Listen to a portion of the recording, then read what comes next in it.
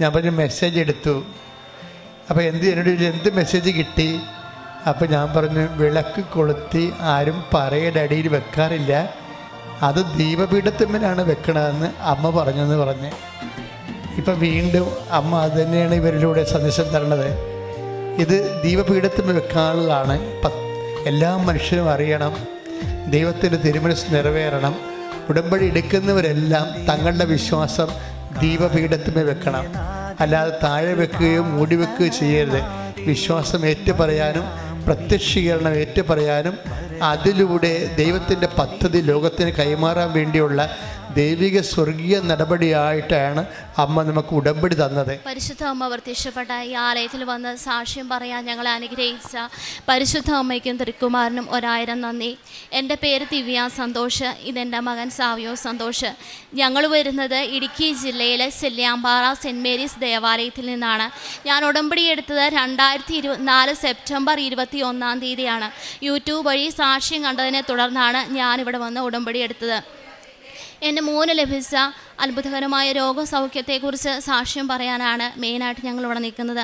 എൻ്റെ മോന് അഡിനോയിഡ് ഉണ്ടായിരുന്നു, അതുപോലെ തന്നെ ജനനേന്ദ്രിയത്തിന് പ്രശ്നമുണ്ടായിരുന്നു. 3-4 വർഷങ്ങളായിട്ട് അതിൻ്റെ ട്രീറ്റ്മെൻറ്റ് ചെയ്യുന്നുണ്ടായിരുന്നു, പൂർണ്ണമായിട്ട് മാറുന്നില്ലായിരുന്നു.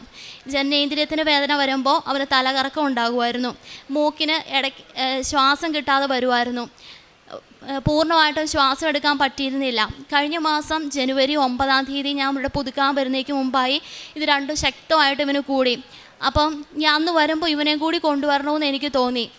അങ്ങനെ ഞാൻ പോകുന്നപ്പോൾ ഇവനെയും കൂടി ഇവിടെ കൊണ്ടുവന്നു. അച്ഛൻ്റെ ബ്ലെസ്സിങ് കിട്ടാനുള്ള ഭാഗ്യം ഉണ്ടായി.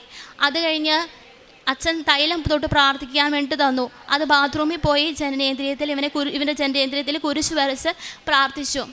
അത് കഴിഞ്ഞ് ഞങ്ങൾ നേർച്ച വസ്തുക്കൾ വാങ്ങിക്കാൻ നിൽക്കുമ്പോൾ ഞാൻ ഇവനോട് ചോദിച്ചു, മൂക്ക് ഓപ്പണായെന്ന് പറഞ്ഞു. അപ്പോൾ ഇവൻ എന്നോട് പറഞ്ഞു, അമ്മ എനിക്കൊരു കീ ചെയിൻ വാങ്ങിച്ചു തരുമോ എന്ന് ചോദിച്ചു. അപ്പോൾ ഇവന് വീട്ടിലെ തെർമോക്കോളും കൊണ്ട് അൽത്താര പോലെ സെറ്റ് ചെയ്തിട്ട് അതിൽ രൂപങ്ങൾ പറക്കി വെക്കുമായിരുന്നു. അപ്പോൾ അവിടെ അവന് തൂക്കിയിടാനാന്ന് എന്നോട് പറഞ്ഞു. ഞാനത് വലിയ കാര്യമായിട്ട് എടുത്തില്ല. ഞാൻ പറഞ്ഞു പിന്നെ പുറത്തുനിന്ന് വാങ്ങിച്ചു തരാം, അങ്ങനെയൊക്കെ ഞാൻ പറഞ്ഞു. അത് കഴിഞ്ഞ് ഞാൻ പോകാൻ വേണ്ടി നിൽക്കുമ്പോൾ ഈ കൃപാസന മാതാവിൻ്റെ മുഖഭാവമില്ലേ, അതുപോലുള്ളൊരു ചേച്ചി ഞങ്ങളുടെ അടുത്ത് വന്നു. ചേച്ചി എന്ന് പറഞ്ഞാൽ ഒരു 35 വയസ്സിൽ താഴെ പ്രായം കാണുള്ളൂ. അപ്പോൾ എൻ്റെ അടുത്ത് വന്നിട്ട് ചോദിച്ചു, കീ ചെയിൻ വാങ്ങിച്ചോ എന്ന് ചോദിച്ചു. അപ്പോൾ ഞാൻ പെട്ടെന്ന് അതിശയിച്ചത് ആരാ, എനിക്കൊന്നും മനസ്സിലായില്ല. ഞാൻ പിന്നെ ഓർത്തു എൻ്റെ തൊട്ട് പുറകെ നിന്ന് അങ്ങനെ കേട്ടതായിരിക്കുമെന്ന് വിചാരിച്ചു. അപ്പം ഞാൻ പറഞ്ഞു വാങ്ങിച്ചില്ല എന്ന് പറഞ്ഞു. എന്നോട് പറഞ്ഞു, നിങ്ങൾക്കൊരു കീ ചെയിൻ വാങ്ങിച്ചു തരാൻ എനിക്ക് തോന്നുവാന്ന് പറഞ്ഞു. ഭയങ്കര കൃപയാട്ടോ ആ ചേച്ചിയുടെ മുഖത്ത്, ഭയങ്കര സൗമ്യതയാണ്, പഞ്ചപാവമാണ്. അപ്പം ഞാൻ പറഞ്ഞു വേണ്ട, എൻ്റെ കയ്യിൽ പൈസയുണ്ട്, ഞാൻ വാങ്ങിച്ചോളാം, അത് ഏത് പാവങ്ങൾക്ക് കൊടുത്തേരെ, ഞാൻ ഇപ്പോൾ വേണമെങ്കിൽ വാങ്ങിച്ചോളാം എന്ന് പറഞ്ഞു. അപ്പോൾ എന്നോട് പറഞ്ഞു, ഞാനിങ്ങനെ കൊണ്ടുവന്ന് തന്നിട്ട് നിങ്ങൾ വാങ്ങിച്ചില്ലെങ്കിൽ എനിക്ക് വിഷമമാകുമെന്ന് പറഞ്ഞു. അപ്പോൾ പിന്നെ ഞാൻ ഒന്നും പറഞ്ഞില്ല കേട്ടോ. ഞാൻ ഒന്ന് ഉടമ്പടി പുതുക്കിയിട്ട് നിൽക്കുവാണെങ്കിൽ ഒന്നും മിണ്ടിയില്ല. പെട്ടെന്ന് എൻ്റെ മുമ്പിലേക്ക് കയറി നിന്നു. ശരിക്കും അധികാരത്തോടു കൂടിയുള്ള പെരുമാറ്റമായിട്ടാണ് ഞങ്ങൾക്ക് തോന്നിയത്. എൻ്റെ മുമ്പിൽ കയറി നിന്ന് വെച്ചിട്ട് മോനോട് കുനിഞ്ഞ് ചോദിച്ചു, മോന് വേണോന്ന് ചോദിച്ചു. ഇപ്പോൾ ഇവനോട് നേരത്തെ മുതൽ പറഞ്ഞു പഠിപ്പിച്ചേക്കുന്ന പരിചയമില്ലാത്തവർ ആരെന്ത് തന്നാലും അങ്ങനെ വാങ്ങിക്കാനൊന്നും പോവണ്ട. ഇവൻ്റെ മനസ്സിൽ എന്തെങ്കിലും ആഗ്രഹം കൊണ്ട് അത് ഒതുക്കി മനസ്സിൽ തന്നെ വെക്കാറേ ഉള്ളൂ. എല്ലാം സാധിച്ചു കൊടുക്കാനൊന്നും നമ്മളെക്കൊണ്ട് സാധിച്ചിട്ടില്ല. അപ്പോൾ ഇവൻ പറഞ്ഞു വേണ്ടാന്ന് പറഞ്ഞു. അപ്പോൾ പറഞ്ഞു, അങ്ങനെ പറയല്ലടാ കണ്ണാന്ന് പറഞ്ഞ് വലത് കൈ കൊണ്ട് ഈ കീ ചെയിന് ഇവൻ്റെ ഈ വലത്ത് പോക്കറ്റിലിട്ട് കൊടുത്തു. ഇവൻ ഈ സൈഡിലാണ് നിൽക്കുന്നത്, ഈ അമ്മ ഈ സൈഡിൽ നിൽക്കുന്നു. സ്വാഭാവികമായിട്ട് ഈ വലത് കൈ കൊണ്ട് ഇടത് പോക്കറ്റിലിടാനാണ് നമുക്ക് തോന്നുള്ളൂ. പക്ഷെ അങ്ങനെയല്ല ചെയ്തത്. അത് കഴിഞ്ഞിട്ട് അതിന് തൊട്ട് മുമ്പ് തന്നെ ഇവനോട് ചോദിച്ചു, മോൻ ഇതിൽ ഏത് കീ ചെയിനാണ് ഇഷ്ടമെന്ന്. അപ്പോൾ ഇവനൊന്നും മിണ്ടിയില്ല. അപ്പോഴാണ് പറഞ്ഞത്, എനിക്ക് മോൻ ഈ കീ ചെയിൻ തരാനാണ് ഇഷ്ടമെന്നും പറഞ്ഞ് ഈ കീ ചെയിൻ ഇട്ട് കൊടുത്തു. ആ കയ്യിൽ 2 കീ ചെയിൻ തൂക്കിയിട്ടിട്ടുണ്ടായിരുന്നു, അതിലൊന്ന് ഇതാ ഇട്ട് കൊടുത്തു. അപ്പം ഞാൻ ഓർത്തു ഇത് കഴിഞ്ഞിട്ട് അങ്ങ് പോകുമായിരിക്കും, ഉടമ്പടി എടുത്ത് ഇങ്ങനെ കൃപയിൽ നിൽക്കുന്ന ഏതെങ്കിലും ഒരു വ്യക്തി ആയിരിക്കും എന്നാണ് ഞാൻ അത്രയും നേരം വിചാരിച്ചുകൊണ്ടിരുന്നേ. അപ്പോൾ അത് കഴിഞ്ഞ് വെച്ചിട്ട് അങ്ങ് മാറി നിന്നേച്ചിട്ട് പിന്നെയും തിരിഞ്ഞ് അവിടെ തന്നെ നിന്നു. എന്നിട്ട് പറഞ്ഞു, മോനെ ഞാൻ ക്യൂവിലുണ്ടായിരുന്നു കേട്ടോ, ഞാൻ മോന് വേണ്ടിയിട്ട് പ്രാർത്ഥിക്കുമായിരുന്നു, മോൻ്റെ അസുഖങ്ങളൊക്കെ മാറിക്കോളൂ കേട്ടോ എന്ന് പറഞ്ഞു. എന്ന് വെച്ചിട്ട് അങ്ങ് നടന്നു പോയി കേട്ടോ. അപ്പം എനിക്ക് അപ്പം ആകെ മൊത്തം എൻ്റെ തലയ്ക്ക് കിട്ടുന്നത്, വേഗം പോയി ആ വാതിലില്ലേ നേർച്ച വസ്തുക്കളൊക്കെ വാങ്ങിച്ച് നമ്മൾ ഇറങ്ങുന്ന ആ വാതിൽ, അവിടെ ചെന്ന് നോക്കി നിന്നോളാൻ. അപ്പം ഞാൻ ഇവനെയും വിളിച്ചുകൊണ്ട് അങ്ങോട്ട് ചെന്നു. അവിടെ ചെന്ന് നിന്നപ്പം ഈ അമ്മ കുറേ നടന്നങ്ങ് പോകുന്നോടും കണ്ടു. ആ സമയത്ത് തന്നെ ഒരു സെൻറ്റ് നല്ല സുഗന്ധം ഫീൽ ചെയ്തു കേട്ടോ. അപ്പം ഞാൻ ഓർത്തു ഇവിടെ വന്നിട്ട് പോകുമ്പോൾ അമ്മ നമ്മളെ സ്വീകരിക്കുന്നതായിരിക്കുമെന്ന്. ആ സെൻറ്റിൻ്റെ സ്മെല്ല് തന്നെ ഞാൻ രണ്ടാമത് ഇവിടെ പുതുക്കാൻ വന്നപ്പോൾ നമ്മുടെ ഇവിടെ സമയ ഘടികാരം നെഞ്ചിലേറ്റി അമ്മയുടെ ഫോട്ടോ ഉണ്ടല്ലോ, അവിടെ നിന്നപ്പോൾ അതുപോലെ സുഗന്ധം അനുഭവപ്പെട്ടായിരുന്നു. അപ്പം ഞാൻ എൻ്റെ അടുത്ത് നിന്ന് ചേച്ചിയോട് ചോദിച്ചു, ചേച്ചിക്ക് ഇങ്ങനെ സുഗന്ധം അനുഭവപ്പെടുന്നുണ്ടോ? അപ്പോൾ ആ ചേച്ചി എന്നോട് പറഞ്ഞു, കൊച്ച് പറഞ്ഞപ്പോൾ എനിക്ക് അനുഭവപ്പെട്ടു, മാതാവ് നമ്മളെ അനുഗ്രഹിക്കുന്ന ആട്ടോ എന്ന് പറഞ്ഞു. അതുപോലത്തെ സുഗന്ധം തന്നെയാണ് അന്ന് അനുഭവപ്പെട്ടത്. ചെറുതായിട്ട് മാത്രമേ ഉണ്ടായിരുന്നുള്ളൂ എന്ന് മാത്രം. അപ്പം ഞാൻ ഫുഡ് ഇവന് വാങ്ങിച്ചു കൊടുക്കാൻ വേണ്ടി പോകുമ്പോൾ ഇവന് തല കറങ്ങുമെന്ന് എന്നോട് പറഞ്ഞു. അപ്പം ഞാൻ പറഞ്ഞു, മോൻ്റെ മനസ്സിൽ എന്നാ വിഷമാവും? പറഞ്ഞു, അമ്മേ ഈ കീച്ചയെ തന്നിട്ട് പോയില്ലേ, അപ്പോൾ ഈ പപ്പ വീട് ചിലപ്പോൾ വഴുക്ക് പറയും, ഞാനിങ്ങനെ എനിക്ക് വേണമെന്ന് പറഞ്ഞിട്ട് അങ്ങനെ വാങ്ങിച്ച് തന്നാന്ന് തന്നെ പറയുള്ളൂ എന്ന് പറഞ്ഞു. അപ്പം ഞാൻ പറഞ്ഞു, കൊച്ചു വിഷമിക്കേണ്ട, ഞാൻ വേറെ ഒരെണ്ണം വാങ്ങിച്ച് തന്നോളാം, നമുക്കിത് വേറെ ആർക്കെങ്കിലും കൊടുക്കാമെന്ന് പറഞ്ഞു. എന്നിട്ട് ഞാനുണ്ടല്ലോ ഇവിടെ വന്ന് വേറെ കീച്ചയും വാങ്ങിച്ചിട്ട് ബസ്സിൽ കയറിയപ്പോൾ ഒരു പാവപ്പെട്ട ഒരു കൊച്ചിനെ കണ്ടു. ആ കൊച്ചിന് ഞാൻ ഈ കീച്ചയും കൊടുത്തു. അതിന് മുമ്പ് എന്നെ ഇത് കൊടുക്കണ്ടെന്ന് എൻ്റെ മനസ്സിലിങ്ങനെ തോന്നും കേട്ടോ. ഒരു സൈഡിൽ ദാനമായി കിട്ടി, ദാനമായി തന്നെ കൊടുക്കണം, അങ്ങനെ തന്നെ എൻ്റെ മനസ്സിലേക്ക് വരുക. അങ്ങനെ ഞാൻ ആ കൊച്ചിന് കൊടുത്തു. എന്നിട്ട് വീട്ടിൽ ചെന്നപ്പോൾ ഹസ്ബൻഡിനോട് പറഞ്ഞപ്പോൾ എന്നോട് പറഞ്ഞു, അതെന്താ അങ്ങനെ കാണിച്ചത്? അത് മാതാവ് തന്നതല്ലായിരുന്നോ? അത് ചിന്തിക്കാനുള്ള വിവേകം നിനക്ക് ഉണ്ടായില്ല, അതാ സംഭവിച്ചേ. ഇനി പോയത് പോട്ടെ, കൊടുത്തത് ആരുടെയും കയ്യിൽ നിന്ന് തിരിച്ചു വാങ്ങിക്കേണ്ടെന്ന് പറഞ്ഞു. അപ്പോൾ ഞാൻ വേറൊരു ആത്മീയമായ രീതിയിൽ ജീവിക്കുന്ന ഒരു വ്യക്തിയോടും കൂടി ഞാൻ പറഞ്ഞു, ഇങ്ങനെ വന്ന ഒരു സ്ത്രീ ഞങ്ങളുടെ അടുത്ത് വന്നു, ഇങ്ങനെ എന്ന് പറഞ്ഞു. അപ്പോൾ ആ വ്യക്തി എന്നോട് പറഞ്ഞു, അത് മാതാവ് തന്നെയാണ്. അപ്പോൾ ഞാൻ പറഞ്ഞു, ക്യൂവിലുണ്ടായിരുന്നു എന്ന് പറഞ്ഞു. അങ്ങനെയൊക്കെ പറയൂന്ന് എന്നോട് പറഞ്ഞു. അപ്പോൾ എനിക്ക് ഭയങ്കര വിഷമമായി. വെള്ളിയാഴ്ചയാണ് ഞങ്ങൾ ഇവിടുന്ന് ചെന്ന് വീട്ടിൽ ചെല്ലുന്നത്. ആ രാത്രിയും പിറ്റേ ദിവസം ശനിയാഴ്ച ആ രാത്രി എനിക്ക് ഭയങ്കര ബുദ്ധിമുട്ടാണ്. ഞാനിങ്ങനെ നിങ്ങൾക്ക് കൊണ്ടുവന്ന് തന്നിട്ട് നിങ്ങൾ വാങ്ങിച്ചില്ലെങ്കിൽ എനിക്ക് വിഷമമാകും, അങ്ങനെ പറഞ്ഞ വാക്ക്. ഞാൻ ശനിയാഴ്ച ഞങ്ങളെ വണ്ടിയെ കൊണ്ടുവരുന്ന ആ ചേട്ടനോട് വിളിച്ചു ചോദിച്ചു, ചേട്ടാ ഞങ്ങളെ വണ്ടിയെ കൊണ്ടുവരുന്ന ചേട്ടനോട് ഞാൻ വിളിച്ചു ചോദിച്ചു, ചേട്ടാ ആ വണ്ടിയെ വരുന്ന 2 പിള്ളേരെയും കൊണ്ട് വന്ന അമ്മയുടെ നമ്പർ അറിയും? എനിക്ക് പേരറിയത്തില്ല, അവരുടെ വീട്ടുപേരറിയില്ല, ഒന്നും അറിയത്തില്ല. ആകെ മൊത്തം ആ ചേട്ടത്തി അന്ന് ബസ്സിൽ വെച്ച് ഒന്ന് അരിശപ്പെട്ടായിരുന്നു കേട്ടോ. അവരുടെ വിഷമം കൊണ്ടാണെന്ന് തോന്നുന്നു. അപ്പം അങ്ങനെ ഞാൻ പറഞ്ഞു, അരിശപ്പെട്ട ആ ചേട്ടത്തിയുടെ നമ്പർ തരുമോ? പല പ്രാവശ്യം വിളിച്ചിട്ടും ആ ചേട്ടൻ തന്നില്ല. പിന്നെ തരാമെന്ന് എന്നോട് പറഞ്ഞു. പക്ഷേ ആ ചേട്ടൻ്റെ ഓരോ കാരണങ്ങൾ കൊണ്ടാണ് തരാതിരുന്നേ.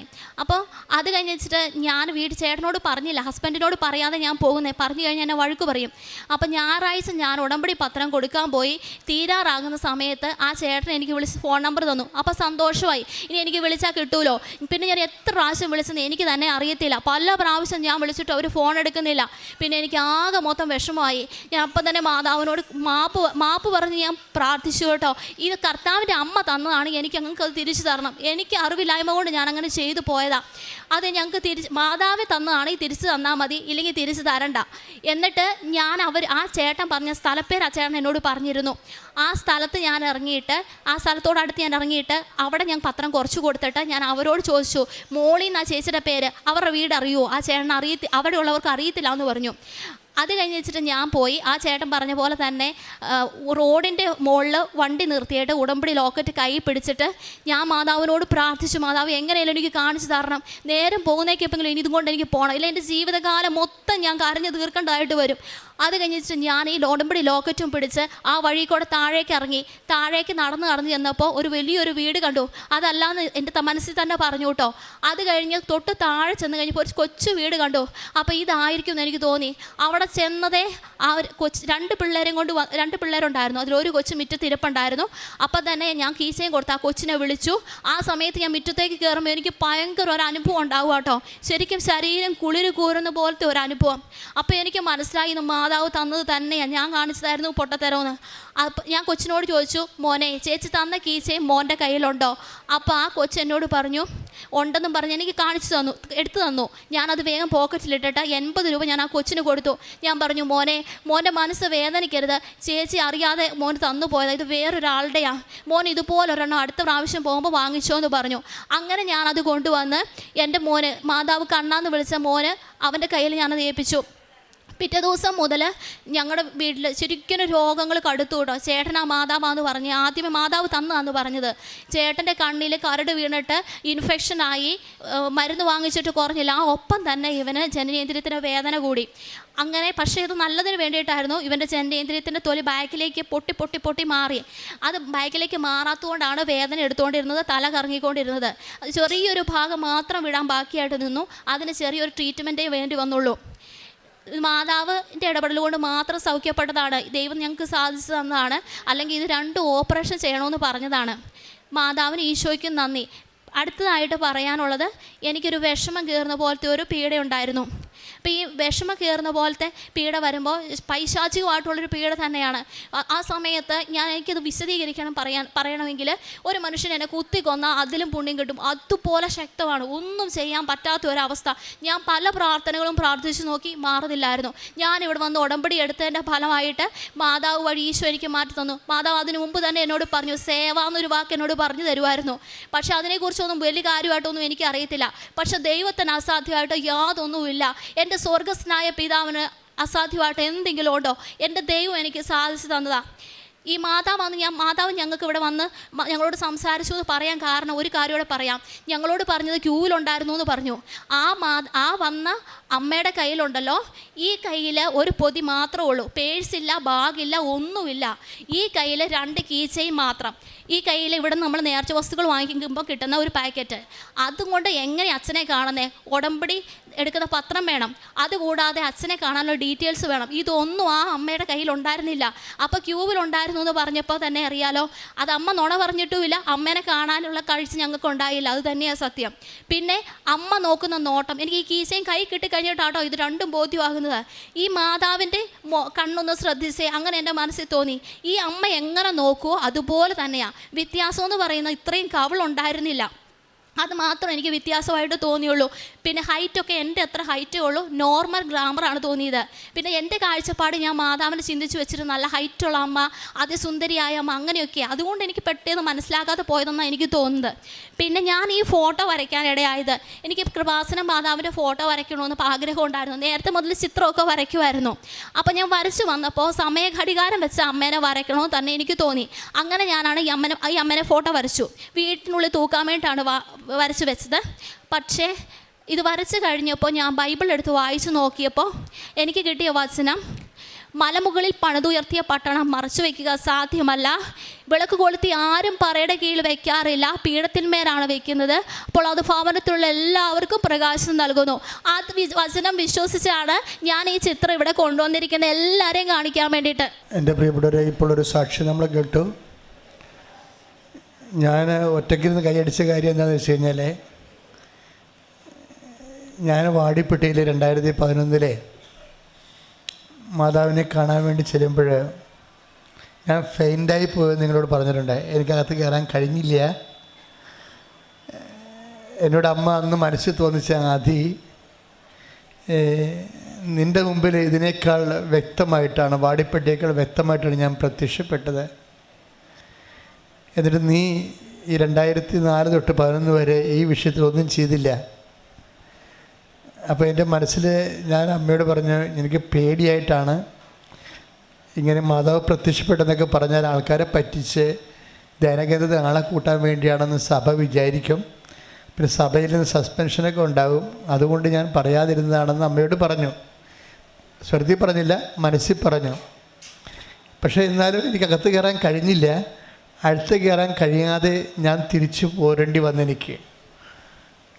വിജയകുമാറിന് ഞാൻ 1000 രൂപ കൊടുത്തിട്ട് എനിക്ക് വേണ്ടി നേർച്ചയിടാൻ പറഞ്ഞു. അതിന് വിജയകുമാർ സാക്ഷിയാണ്. ഞാൻ തിരിച്ചു പോരുമ്പോൾ വണ്ടിയിൽ കയറുമ്പോൾ അമ്മ എനിക്ക് പ്രത്യക്ഷീകരണ പ്രാർത്ഥന തന്നു. ആദ്യത്തെ പ്രത്യക്ഷീകരണ പ്രാർത്ഥന. അമ്മ ആഗ്രഹിക്കുന്ന കൃപാവര പദ്ധതി കൃപാസനത്തിൽ ഞങ്ങളുടെ കുടുംബം നിറവേറാൻ ഇടയാക്കണമേ എന്നാണ് ആ പ്രത്യക്ഷീകരണ പ്രാർത്ഥന ഉണ്ടായിരുന്നത്. അപ്പം അന്ന് ജോമോൾ സിസ്റ്റർ ഇവിടെ ഉണ്ട്. അവർ ജസ്റ്റ് വന്നൊരു കാലമായിരുന്നു. അപ്പോൾ ഇവരുടെ ഒരു സാധാരണ ആധ്യാത്മിക വിഷയങ്ങളൊക്കെ എഴുതുകയും കമ്മ്യൂണിക്കേറ്റ് ചെയ്യണതും ഇവരായിരുന്നു ഇവിടുത്തെ സെക്രട്ടറി, ലൈബ്രറിയുടെ സെക്രട്ടറി, കൾച്ചറൽ സെക്രട്ടറിയൊക്കെ. അപ്പം ഞാൻ ജോൺ മിസ്റ്റേഴ്സിനോട് പറഞ്ഞു, ഇങ്ങനെ ഒരു സംഭവം നടന്നു വാടിപ്പെട്ടിയിൽ, അപ്പോൾ എന്നോട് ചോദിച്ചു മെസ്സേജ് എടുത്തില്ലേ ബൈബിള്? ഞാൻ പറഞ്ഞു മെസ്സേജ് എടുത്തു. അപ്പോൾ എന്നോട് ചോദിച്ചു എന്ത് മെസ്സേജ് കിട്ടി? അപ്പോൾ ഞാൻ പറഞ്ഞു വിളക്ക് കൊളുത്തി ആരും പറയുടെ അടിയിൽ വെക്കാറില്ല, അത് ദീപപീഠത്തിന്മേലാണ് വെക്കണതെന്ന് അമ്മ പറഞ്ഞെന്ന് പറഞ്ഞ്. ഇപ്പം വീണ്ടും അമ്മ അത് തന്നെയാണ് ഇവരിലൂടെ സന്ദേശം തരണത്. ഇത് ദീപപീഠത്തിന്മേൽ വെക്കാനുള്ളതാണ്. എല്ലാ മനുഷ്യരും അറിയണം, ദൈവത്തിൻ്റെ തിരുമനസ് നിറവേറണം. ഉടമ്പടി എടുക്കുന്നവരെല്ലാം തങ്ങളുടെ വിശ്വാസം ദീപപീഠത്തിന്മേൽ വെക്കണം, അല്ലാതെ താഴെ വെക്കുകയോ മൂടി വെക്കുകയോ ചെയ്യരുത്. വിശ്വാസം ഏറ്റുപറയാനും പ്രത്യക്ഷീകരണം ഏറ്റുപറയാനും അതിലൂടെ ദൈവത്തിൻ്റെ പദ്ധതി ലോകത്തിന് കൈമാറാൻ വേണ്ടിയുള്ള ദൈവിക സ്വർഗീയ നടപടിയായിട്ടാണ് അമ്മ നമുക്ക് ഉടമ്പടി തന്നത്. അപ്പോൾ ഉടമ്പടി എടുക്കുന്ന ആൾക്കാർ നിങ്ങളുടെ സ്വകാര്യമായ ജീവിത പ്രശ്നങ്ങളിലേക്ക് കുടുങ്ങിപ്പോരുത്. അത് ഓട്ടോമാറ്റിക്കായിട്ട് നടക്കും. പക്ഷെ നിങ്ങൾ ചെയ്യേണ്ടത് വിശ്വാസം ദീപപീഠത്തിൽ വെച്ചുകൊണ്ട് 10 മനുഷ്യരുടെ മുമ്പിൽ ഈ പ്രത്യക്ഷീകരണത്തിൻ്റെ അക്രൈസ്തവ സഹോദരങ്ങൾക്ക് സാക്ഷ്യം പറയുമ്പോൾ അവർ പ്രത്യേകം പറയും, അമ്മ എന്നെ പ്രത്യക്ഷീകരണത്തിൻ്റെ സാക്ഷിയാക്കിയെന്ന്. അപ്പോൾ അവർക്ക് ബോധമുണ്ട് അതിനെക്കുറിച്ച് എന്താണ് നടക്കുന്നത് കൃപാസനത്തിലെ. ഇതൊരു ധ്യാന കേന്ദ്രമൊന്നുമല്ല, മറിച്ച് ദൈവിക പ്രത്യക്ഷപ്പെടലിന് സ്വർഗീയമായ ഒരു ലക്ഷ്യമുണ്ട്. അത് ലോകം മുഴുവൻ അറിയേണ്ടതാണ്. അങ്ങനെ അറിയിക്കാൻ വേണ്ടിയാണ് നമ്മൾ ദൈവമായിട്ട് ഉടമ്പടി ചെയ്യണതെന്നുള്ള ബോധ്യം വീണ്ടും അമ്മ അരക്കിട്ട് ഉറപ്പിക്കുകയാണ്. ഒരിക്കൽ കൂടി കൈയടിച്ചുകൊണ്ട് ഈ സാക്ഷ്യത്തിന് നന്ദി പറയാം. നീ സ്ത്രീകളിൽ അനുഗ്രഹീതയാണ്, നിന്റെ ഉദരഫലവും അനുഗ്രഹീതവും. എൻ്റെ കർത്താവിൻ്റെ അമ്മ എൻ്റെ അടുത്ത് വരാനുള്ള ഭാഗ്യം എനിക്ക് എവിടെ നിന്ന്? അമ്മ പറഞ്ഞ പോലെ മൂക്കിന് ജനനത്തിന് അസുഖം മാറ്റിത്തന്ന കൃപാസന മാതാവിൻ്റെ തൃത്വ ദൈവത്തിന് ഓടാനും കൂടി നന്ദി പറയുന്നു. കഴിഞ്ഞ മാസം 9-ാം തീയതി ഞങ്ങളിവിടെ ഒന്ന് പോവാനിരിക്കുമ്പം ഈ മാതാവിൻ്റെ മോഭാവമുള്ള ഒരു ചേച്ചി ഞങ്ങളടുത്ത് വന്നിട്ട് എൻ്റെ അമ്മയോട് ചോദിച്ചു കീച്ചയും വാങ്ങിച്ചോന്ന്. അപ്പം എൻ്റെ അമ്മ പറഞ്ഞു ഇല്ലയെന്ന്. അപ്പം എൻ്റെ കർത്താവിൻ്റെ അമ്മ പറഞ്ഞു എനിക്ക് നിങ്ങൾക്കൊരു കീച്ചയും മേടിച്ച് തരാൻ തോന്നുന്നുണ്ടെന്ന്. അപ്പോൾ എൻ്റെ അമ്മ പറഞ്ഞു അയ്യോ വേണ്ട, എന്തെങ്കിലും പാവങ്ങൾക്ക് കൊടുത്താൽ ഞങ്ങളുടെ കയ്യിൽ പൈസ ഉണ്ട്, വേണമെങ്കിൽ ഇപ്പോൾ വാങ്ങിച്ചോളാം എന്ന് പറഞ്ഞു. അപ്പം എൻ്റെ കർത്താവിൻ്റെ അമ്മ പറഞ്ഞു ഞാനിങ്ങനെ കൊണ്ടു തന്നിട്ട് നിങ്ങൾ വാങ്ങിച്ചില്ലെങ്കിൽ എനിക്ക് വിഷമമാവുമെന്ന് പറഞ്ഞു. അപ്പം പിന്നെ ഞങ്ങളൊന്നും പറഞ്ഞില്ല. പെട്ടെന്ന് എൻ്റെ അമ്മയുടെ മുമ്പിൽ എൻ്റെ കർത്താവിൻ്റെ അമ്മ കയറി നിന്നിട്ട് കുഞ്ഞ് എന്നോട് ചോദിച്ചു മോന് വേണമെന്ന്. അപ്പോൾ എനിക്ക് വേണ്ട ഞാൻ പറഞ്ഞു. അപ്പോൾ എൻ്റെ കർത്താവിൻ്റെ അമ്മ പറഞ്ഞു അങ്ങനെ പറയല്ലേടാ കണ്ണാന്ന് പറഞ്ഞ് എൻ്റെ വലുത് കവിളി പിടിച്ചു. എന്നിട്ട് എൻ്റെ കർത്താവിൻ്റെ അമ്മ 2 കീച്ചയും കാണിച്ചിട്ട് ചോദിച്ചു മോന് ഇതിലേതാ ഇഷ്ടമെന്ന് ചോദിച്ചു. അപ്പം ഞാനൊന്നും പറഞ്ഞില്ല. അപ്പം എൻ്റെ കർത്താവിൻ്റെ അമ്മ എനിക്ക് മോന് ഇതാ തരാൻ തോന്നുന്നതെന്ന് പറഞ്ഞ് എൻ്റെ വലുത് പോക്കറ്റിൽ ഈ കീച്ചൻ ഇട്ടിട്ട് ഇത് നീങ്ങി നിന്നിട്ട് പറഞ്ഞു മോനെ ഞാൻ ക്യൂവിലുണ്ടായിരുന്നു, മോന് വേണ്ടിയിട്ട് പ്രാർത്ഥിക്കുമായിരുന്നു, മോൻ്റെ എല്ലാ അസുഖവും മാറിക്കോളും. എന്നിട്ട് പോയി. ഉടമ്പടി എഴുത്ത് വഴി ആത്മീയമായിട്ട് ദൈവമായിട്ട് ഒരുപാട് വളരാൻ സാധിച്ചു. ഏറ്റവും കൂടുതൽ പറഞ്ഞു കഴിഞ്ഞാൽ എന്ത് നേടി ഇത്രയും പുതുക്കിയിട്ടെന്ന് ചോദിച്ചു കഴിഞ്ഞാൽ ദൈവത്തെ നേടിയെന്ന് എനിക്ക് പറയാൻ സാധിക്കും. ഒരു വിഷമം വന്നാലും എന്നോട് പറയാറുണ്ട്, ദൈവം ഉണ്ടെന്ന് പറയാറുണ്ട്. ഞങ്ങളുടെ നാട്ടിലോ അല്ലെങ്കിൽ കുടുംബത്തിലൊക്കെ വെച്ചാലുണ്ടല്ലോ അവഗണിക്കപ്പെട്ടു, അല്ലെങ്കിൽ വലിയ സ്നേഹമൊന്നും കിട്ടേണ്ട പരിഗണന കിട്ടാതെയൊക്കെ പലപ്പോഴും പോയിട്ടുണ്ട്. പക്ഷേ എനിക്ക് പറയാൻ സാധിക്കും എൻ്റെ ദൈവത്തിൻ്റെ അടുത്ത് എനിക്ക് സ്ഥാനമുണ്ട്. ആ സ്നേഹം കൂടുതലായിട്ട് എനിക്ക് അനുഭവിക്കാൻ സാധിച്ചത് ഈ ഉടമ്പടി എടുത്തത് വഴിയാണ്. പിന്നെ കാരുണ്യ പ്രവർത്തികളായിട്ട് ചെയ്തത് ഞങ്ങൾ രോഗികൾക്ക് ഫുഡ് കൊടുത്തിട്ടുണ്ട്. പ്രായമായ അമ്മമാരെ ചെന്ന് കണ്ട് അവർക്ക് ചെറിയ ഫുഡുകൾ വാങ്ങിച്ചു കൊടുത്തിട്ടുണ്ട്. പത്രം വിതരണം ചെയ്ത് പൊതുസ്ഥലങ്ങളിലാണ് വിതരണം ചെയ്തിട്ടുള്ളത്. ഇത്രയും ഞങ്ങൾക്ക് ചെയ്തു തന്ന പരിശുദ്ധ അമ്മയ്ക്കും തൃത്വിക ദൈവത്തിനും കോടാനും കോടി നന്ദി. 65-ാം സങ്കീർത്തനം 4-ാം തിരുവചനം. അങ്ങയുടെ അങ്കണത്തിൽ വസിക്കാൻ അങ്ങു തന്നെ തിരഞ്ഞെടുത്തു കൊണ്ടുവരുന്നവർ ഭാഗ്യവാന്മാർ. ഞങ്ങൾ അങ്ങയുടെ ആലയത്തിലെ വിശുദ്ധ മന്ദിരത്തിലെ നന്മ കൊണ്ട് സംതൃപ്തരാകും. ദിവ്യ എന്ന ഈ മകളും മകനുമായി ഇവിടെ വന്ന് സാക്ഷ്യം പറയുന്നത് പരിശുദ്ധ അമ്മയുടെ നേരിട്ടുള്ള ഇടപെടലിനെ കുറിച്ചാണ്. പരിശുദ്ധ അമ്മ തന്നെ അവർക്ക് വേണ്ടി മകനുള്ള സൗഖ്യവും മകനുള്ള എല്ലാ കാര്യങ്ങളും പരിശുദ്ധ അമ്മ തന്നെ നേരിട്ട് ഇടപെട്ടുകൊണ്ടാണ് ഒരു സൗഖ്യം നൽകിയതെന്ന് അമ്മ ദിവ്യ ഇവിടെ ഏറ്റുപറയുകയാണ്. യൂട്യൂബ് വഴിയാണ് പരിശുദ്ധ അമ്മയെക്കുറിച്ച് ഇവർ ഈ കൃപാസനത്തെക്കുറിച്ച് അറിയുന്നത്. അഡിനോയിഡ് എന്നുള്ള മകൻ്റെ ശ്വാസതടസ്സവും അതുപോലെ തന്നെ പ്രൈവറ്റ് പാർട്സിലുണ്ടായിരുന്ന അസ്വസ്ഥതകളെല്ലാം 4 വർഷമായിട്ടുണ്ടായിരുന്ന ഈ അസ്വസ്ഥതകളെല്ലാം ഒരു ഞൊടിയിടയിലാണ് ഒരു വലിയ വേദന കൊടുത്തപ്പോഴാണ് ഞാനിത് സൗഖ്യപ്പെടുത്താൻ പോകുന്നു, ഒന്ന് ഡോക്ടറുടെ അടുത്ത് പോയി ആ സ്കിൻ ഒന്ന് റിമൂവ് ചെയ്യുക എന്ന് മാത്രമാണ് പരിശുദ്ധ അമ്മ നൽകിയ ആ സന്ദേശം. ആ സന്ദേശത്തിലൂടെ മകനെ പൂർണ്ണമായ ഒരു സൗഖ്യമാണ് നൽകിയത്. അതുപോലെ തന്നെ സുഗന്ധാഭിഷേകത്തെക്കുറിച്ച് ഈ സഹോദരിയോട് പറയുകയുണ്ടായി. ഓരോരുത്തർക്കും പ്രത്യേക തരത്തിലുള്ള സുഗന്ധാഭിഷേകം പല സമയങ്ങളിലായി ഒരേ അഭിഷേകം ഒരേ സുഗന്ധം നമുക്ക് ലഭിക്കുകയാണെങ്കിൽ പരിശുദ്ധ അമ്മ നമ്മോട് നമ്മുടെ അടുത്ത് പ്രത്യേകമായി പരിഗണനയോടുകൂടി വരുന്നതാണെന്ന് നമുക്ക് മനസ്സിലാക്കാം. അതുപോലെ തന്നെ ഈ മകൾക്ക് മാനസിക അസ്വസ്ഥതകൾ ഉണ്ടായപ്പോഴെല്ലാം ഇവരുടെ നേർച്ച വസ്തുക്കളുടെ കൃത്യമായ പ്രയോഗവും ഇവർക്ക് ഈശോയെ പ്രഘോഷിക്കുവാനും എൻ്റെ ഈ ദീപം മലമുകളിൽ കത്തി നിൽക്കേണ്ടതാണെന്നുള്ളൊരു വലിയ വിശ്വാസദാർഢ്യവും ഈ മകൾക്കുണ്ടായിരിക്കുകയാണ്. നമുക്ക് ലഭിച്ചിട്ടുള്ള വിശ്വാസം ഒരിക്കലും പറയുടെ കീഴിൽ അടച്ചു വയ്ക്കാതെ അല്ലെങ്കിൽ മറച്ചു വയ്ക്കാതെ എല്ലായ്പ്പോഴും എല്ലാവരോടും പ്രഘോഷിക്കുവാനും ക്രിസ്തു ഇന്നും ജീവിക്കുന്നു, ക്രിസ്തു എന്നിൽ ജീവിക്കുന്നു, ഞാനല്ല ക്രിസ്തുവാണ് എന്നിൽ ജീവിക്കുന്നതെന്നുള്ള പറയാനുള്ള വലിയ ചെങ്കൂറ്റം നമുക്കുണ്ടാകുവാൻ വേണ്ടി നമുക്ക് ഉടമ്പടി നൽകിയിരിക്കുകയാണ്. ദിവ്യ എന്ന മകൾ പറയുന്നതും അത് തന്നെയാണ്. പരിശുദ്ധ അമ്മ നമുക്ക് ലോക ദുരന്തങ്ങളുടെ മേലുള്ള നിയന്ത്രണം വിട്ടുപോയ ഈ കാലഘട്ടത്തിൽ നമുക്ക് വേണ്ടി പരിശുദ്ധ അമ്മ മാധ്യസ്ഥം വഹിച്ചുകൊണ്ടിരിക്കുകയാണ്. യുദ്ധങ്ങളിൽ നിന്നും സാംക്രമിക രോഗങ്ങളിൽ നിന്നും നമ്മുടെ അസ്വസ്ഥതകളിൽ നിന്നും എല്ലാം പരിശുദ്ധ അമ്മ നമുക്ക് വേണ്ടി മാധ്യസ്ഥം അപേക്ഷിക്കുക. അത് തിരിച്ചറിയുന്നവരാണ് ഉടമ്പടിയെടുത്ത് ശക്തമായി ഈശോയെ കൈമാറിക്കൊണ്ടിരിക്കുന്നത്. ദിവ്യയ്ക്കും കുടുംബത്തിനും ലഭിച്ച സൗഖ്യത്തിനും സമാധാനത്തിനും ആത്മീയ ഉണർവിനും ഈശോയ്ക്കും പരിശുദ്ധ അമ്മയ്ക്കും നന്ദി പറഞ്ഞുകൊണ്ട് പ്രത്യേകമായി ജോസഫ് അച്ഛൻ്റെ ഈ സന്ദേശത്തിനും നന്ദി പറഞ്ഞുകൊണ്ട് ഈശോയ്ക്കും പരിശുദ്ധ അമ്മയ്ക്കും നല്ല ഒരു കൈയടി നൽകി സാക്ഷ്യം നമുക്ക് സമർപ്പിക്കാം. അത്യപൂർവ ദൈവാനുഭവങ്ങൾ ഇനി നിങ്ങൾക്കും സ്വന്തം.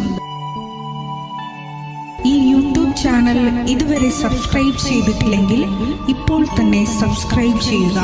ഈ വീഡിയോ ഇപ്പോൾ തന്നെ നിങ്ങളുടെ സുഹൃത്തുക്കൾക്ക് ഷെയർ ചെയ്തുകൊണ്ട് കർത്താവിൻ്റെ പ്രേക്ഷിതരാകുക.